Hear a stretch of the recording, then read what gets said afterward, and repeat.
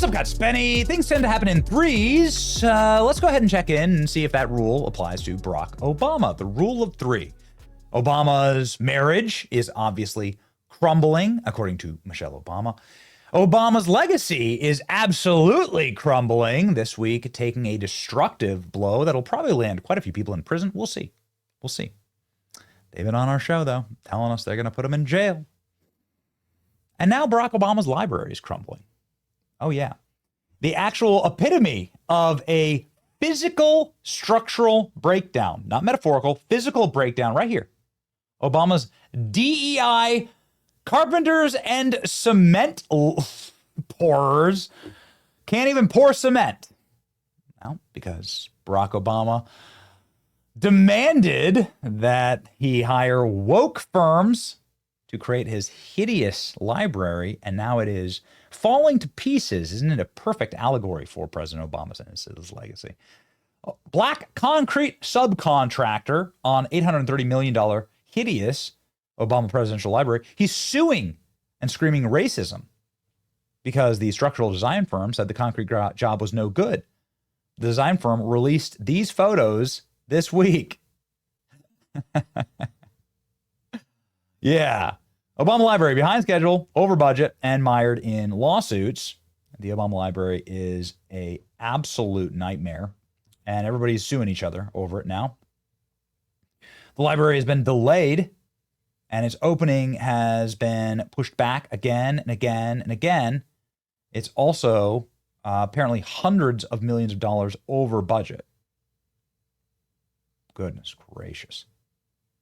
What is the center is scheduled to open in the first half of 2026. Yeah, I don't think so. But people are starting to get, at the very least, the visage of what Obama's presidential library looks like, and it's hideous. You can see why everyone's suing each other. Federal lawsuit reviewed alleges that the company involved in the construction of Obama Presidential Center, Chicago-based Black American-owned subcontractor, is blamed for the construction delays. Now they're saying that Obama's a racist.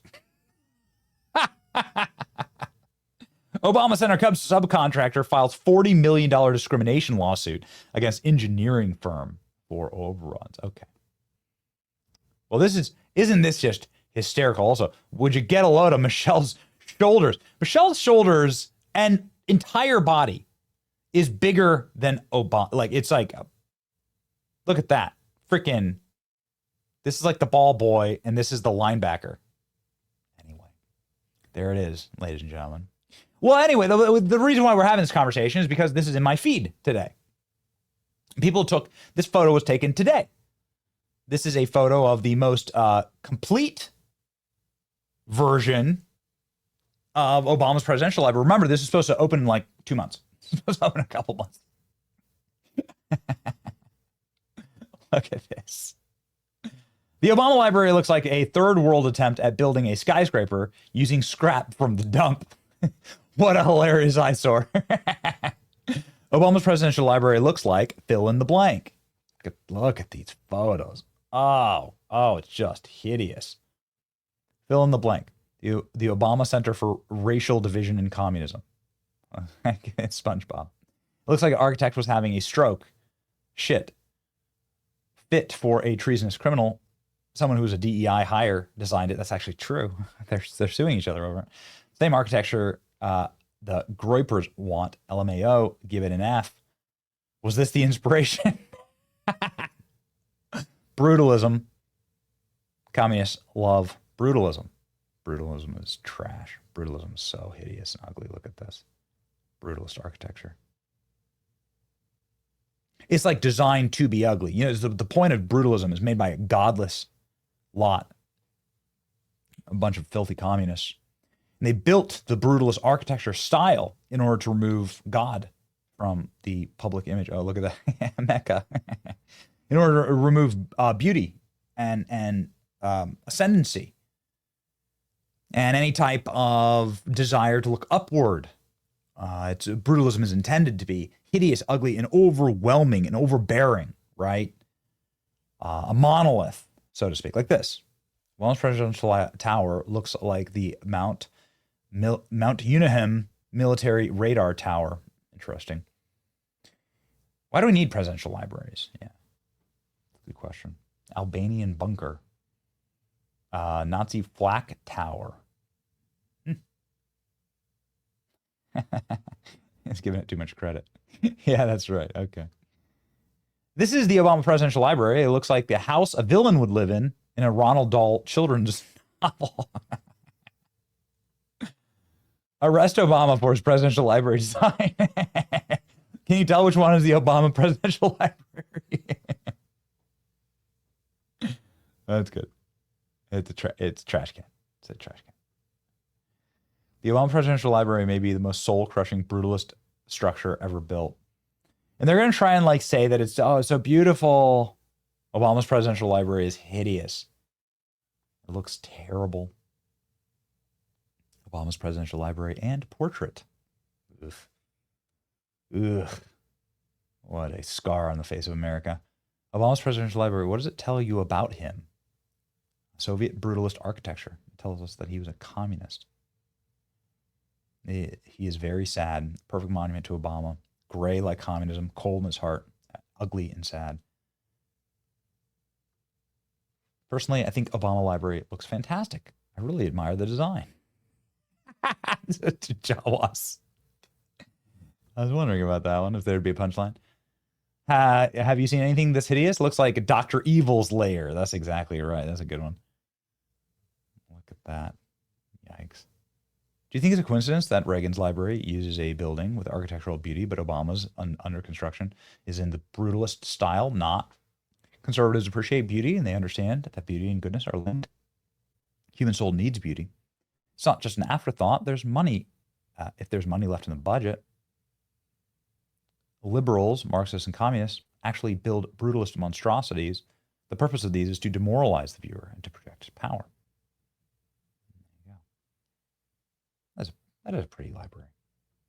Better than this. Ugh. Not many people know this, but Obama Presidential Library is a maximum security prison. They're going to lock up all the shame and self-awareness of the Democrat voters. Okay. Obama Library. All right. There you go. Yeah. Okay. This monstrosity costs $830 million, and it will probably end up costing $1 billion.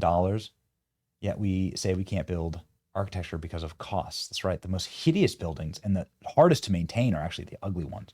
Perfect reflection of his godless ideology. Bill Clinton's Presidential Library. Yeah. Donald Trump had a great thing. He was like, I could help him build it. Weighing in on the speed of construction of the Obama Presidential Center on Chicago's South Side. He's building his library in Chicago. It's a disaster. And he said something to the effect, I only want DEI, I only want woke. He wants woke people to build it. Well, he got woke people, and they have massive cost overruns. The job is stopped.